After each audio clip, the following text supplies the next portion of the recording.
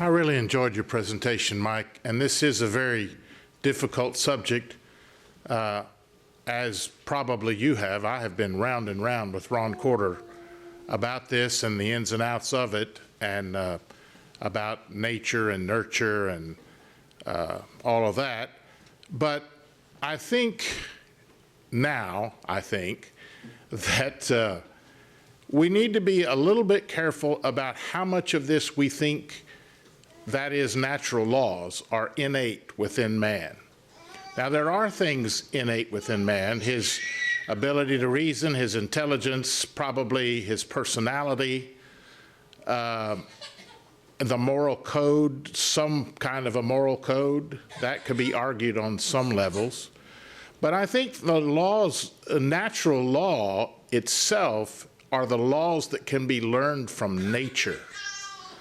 So we think in Romans 1, we think, he condemns them for idolatry.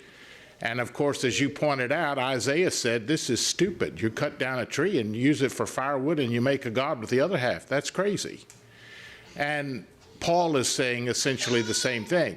He says that you don't need any kind of written revelation or spoken revelation to know that homosexuality is wrong. It doesn't take a rocket scientist. And then he gives a whole slew of sins. And one that I think is helpful about how this is learned from nature is when he talks about children being disobedient to parents, there in Romans 1:29 or 30.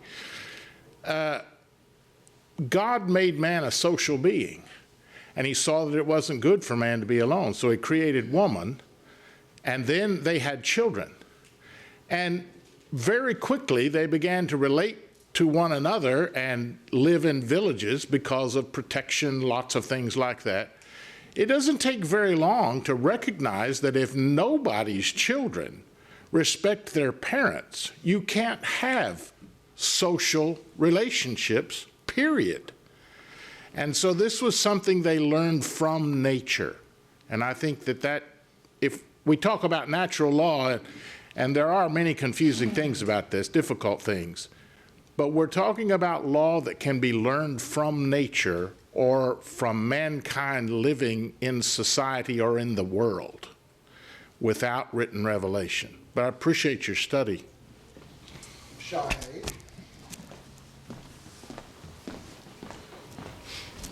Thank you so much, brother. I think, I'm not sure if you would agree with this, Romans 1 and 2 seems to be maybe the most clear section in the New Testament explaining this conceptually.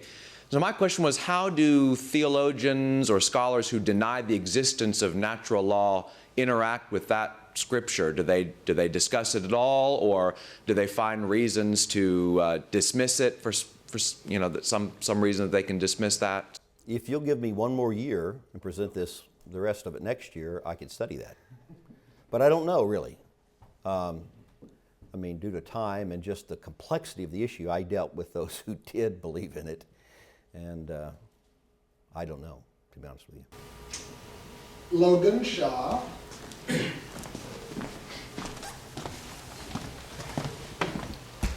Thank you for the presentation, Mike. So atheism is a very popular idea that people subscribe to. But in my experience, an even more popular one would be agnosticism. And I know a couple people that subscribe to agnosticism and also subscribe to the idea of moral relativism. And to me, that kind of seems like a little bit of a hypocrisy, if you will. So you believe that, the world is dictated by these laws, perhaps these divine laws. You're open to the idea of God, but yet you believe that people can, they have their own moral codes. What's right for them is right for them. What's wrong for them is wrong for them. And I've struggled with how to open someone up like that to the idea of God or the idea of set law. So how do you think you would go about doing something like that? Well, I want to be a smart aleck and say just punch them in the face. No, seriously. If you punch someone in the face, they're going to say, you shouldn't have done that. Why not? It's my law. You say there's no set law, so I can punch you in the face. Now, we wouldn't do that, obviously. But reason, I think, is we understand that that you just don't do certain things and that certain things are the way they are. And I think, as Alan was talking about, there's enough evidence to at least show order and reason. So the idea of agnosticism, or no higher being, again, makes no sense to me. I don't know. Maybe some of you other guys who have studied apologetics a lot more would have a comment to that, but... Matt Cooternet? Everyone subscribes to some standard of authority. Brother, I want to make sure I understand your arguments before I pose this question, because the question is meaningless if I misunderstood your arguments. But you made the statement that divine positive law, if interpreted correctly and if natural law is interpreted correctly, will not contradict natural law. Is that correct? That's my understanding. Okay. And you also made the case that natural law, in terms of killing a child, you made the argument for abortion, or against abortion, but in terms of abortion, and said that natural law tells you that killing a child is not something that we should do. Is that correct as well? Yeah, I would say natural law teaches us that life is to be valued. Especially the life of something innocent like a child. That would add another component to the value of life and then innocence, but yes. Sure. So when God commands Israel in, say, Deuteronomy 20 to, he gives them a couple options. There are two classes of cities. The city that you can try to make peace with. If they won't make peace with you, then you slaughter them, and you slaughter the men, and you take the women and children as plunder. But the Canaanites didn't have that option. They were to be completely destroyed. That's the infants as well. This happens again in 1 Samuel 15 when Samuel tells Saul to slaughter the Amalekites, which includes children as well. So if natural law tells us that killing children is wrong, how do we rectify the commands from God in these instances? That's a good question. I'm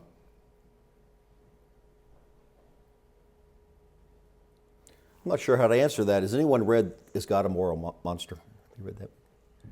Does he address that? Trying to articulate. I mean, God's law, obviously, whatever he's directing at the time, supersedes any other law, but I'm just puzzled here because that would be a contradiction, you're saying, between natural law, the natural affection that someone would have for another, and then God saying, override that. I don't quite know how to answer that. Anybody else have an idea? Let's go to Jerry Dickinson real quick, who had another question. We'll see if someone has an additional comment on that subject. Thank you, Mike. What do you think about Ephesians chapter 2, where Paul says, he made alive who were dead in trespasses and sins. And then he goes on to say, among whom also we also once conducted ourselves in the lust of our flesh, fulfilling the desires of the flesh and of the mind, and were by nature children of wrath, just as others. Does this have something to do with natural law? He talks about we were dead in trespasses and sins, and by nature, he said, we were the children of wrath. Did you consider that in connection with your natural law? The Gentiles are by nature the children of wrath. Is that what you're asking? What? Well, I mean, yes, I'm asking. Well, I mean, by nature in the sense that they were Gentiles. I don't know that there's something inherent within their humanity that made them children of wrath. Well, of course, that's what Calvinists and others would say. They had the fallen nature, but they were Gentiles by nature. In other words, that was their historical and past. Some scholars believe this is by practice. They became, by practice, the children of wrath because they disobeyed natural law. And so that seems to... Yeah, I'll have to think about that. Anyway, I just thought about that passage. I was going to say one more thing. I was thinking about Legion. Remember, he was naked, and after Jesus cast the demons out, when those people came out, he had his clothes on, and he was in his right mind. And it doesn't say, Jesus said, put your clothes on, but he knew to put his clothes on. And I think people know inherently not to run around naked. And so that's natural law. I believe it. Certainly it's revealed law as well. And that's interesting because what's the first thing that Adam and Eve did? You know, they hid, but they put. So is that something that they learned from observing nature? You know, or is that something they just knew? That's a good question. Alan?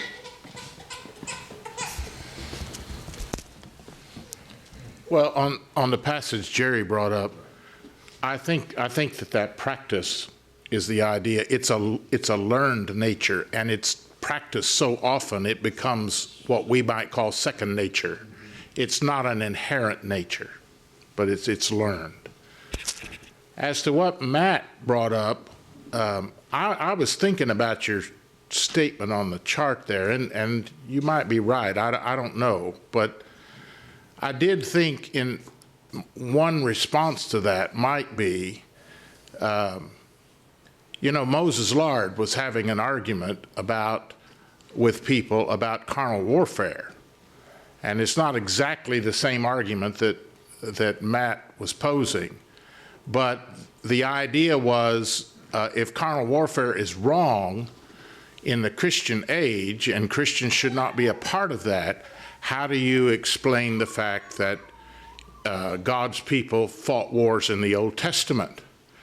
And Moses Lard's response was, when God tells you to go to war, then you can go to war. But until he tells you that, you can't.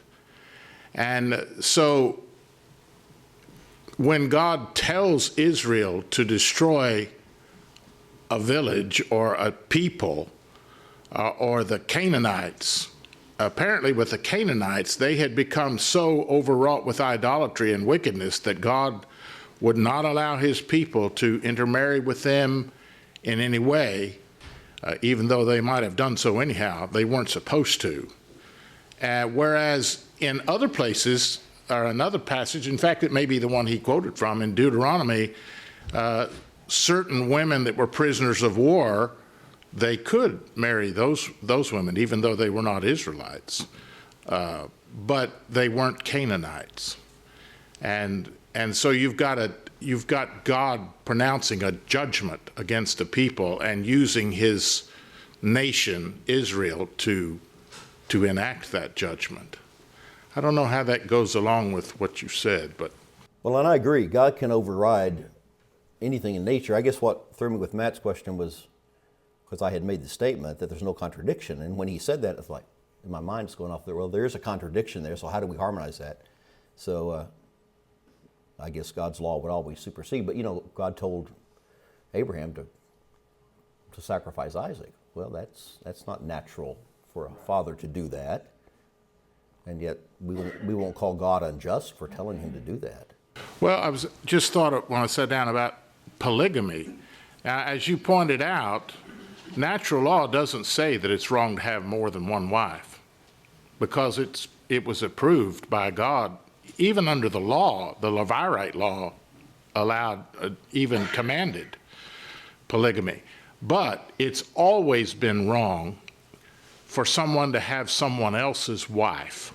That's always been wrong, and you can learn that from nature. And that's because society can't exist if everybody's stealing everybody else's wife. Let's go to Chad Cranfield and then Shahay.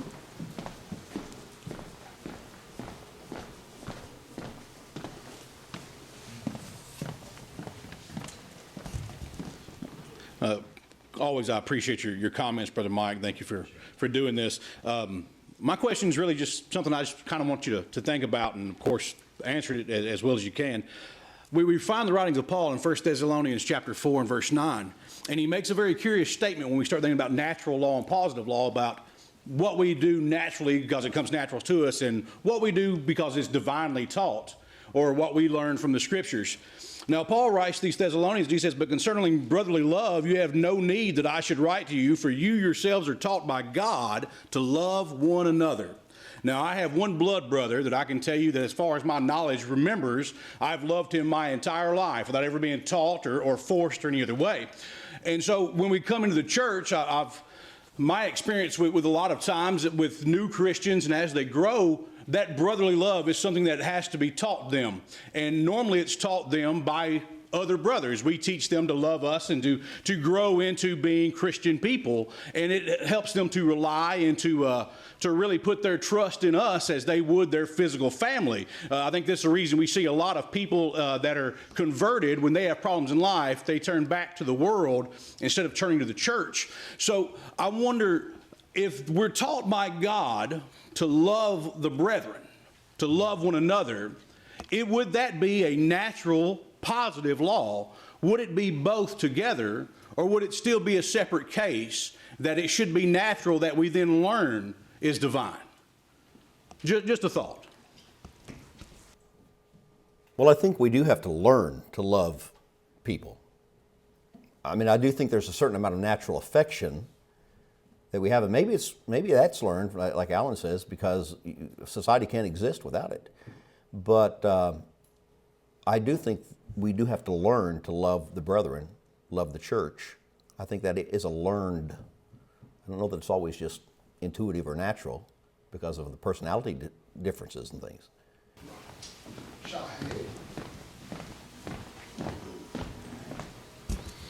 Perhaps I could maybe posit a suggestion and love to hear your feedback. Would you maybe agree with the idea that consequences to certain behaviors, natural consequences to certain behaviors, could also be an idea that's wrapped up in natural law? So a man, destroys his family by committing adultery, or destroys his life through drunkenness or something like that. These natural consequences of certain behaviors help to teach us that some behaviors are immoral. And I think that maybe the statement, I'm no Romans expert, but Romans 1:18 says the wrath of God is being revealed, present tense, against all ungodliness and unrighteousness. So there are natural consequences to certain behaviors. And then if we then tie that to positive law or revealed law, there are also revealed consequences for certain behaviors. And I think what we see in the Old Testament with God using Israel to punish or destroy nations is maybe found in that parallel, that a revealed act of judgment is a part of God's revealed law that is consistent with natural consequences for immorality. So when God tells Saul to destroy the Amalekites in 1 Samuel 15, he says, I will punish them. The word is punish or judge for what they did to Israel when Israel came out of Egypt. It's not just that God wants to wipe them out. It's a punishment. It's a divine retribution. So divine punishment or divine justice is paralleled with natural consequences for immoral behavior, and maybe that's part of this same system, natural and positive law. Very good. Very good. I have a question. A couple, in fact. So, brother, could you comment on 1 Corinthians 11:15 and whether or not this statement fits into your subject, and how nature teaches what the Apostle Paul says nature teaches in 1 Corinthians 11:15? Well, if you overlook the fact that one of those people in that picture is my daughter-in-law, you're talking about the long hair. Paul's argument there is not only of headship, which I think is pretty natural when you even observe nature, but also about the distinction of the genders. I believe that when he speaks of natural or nature there, he's speaking of just the way things are, the natural order of things. It doesn't take a rocket scientist, like Alan said, to notice there's a difference between men and women. Now, Paul will go ahead and give more divine revelation in what long hair is, to let the hair grow. But there is an inherent distinction between the genders, and I think that's what Paul is addressing here.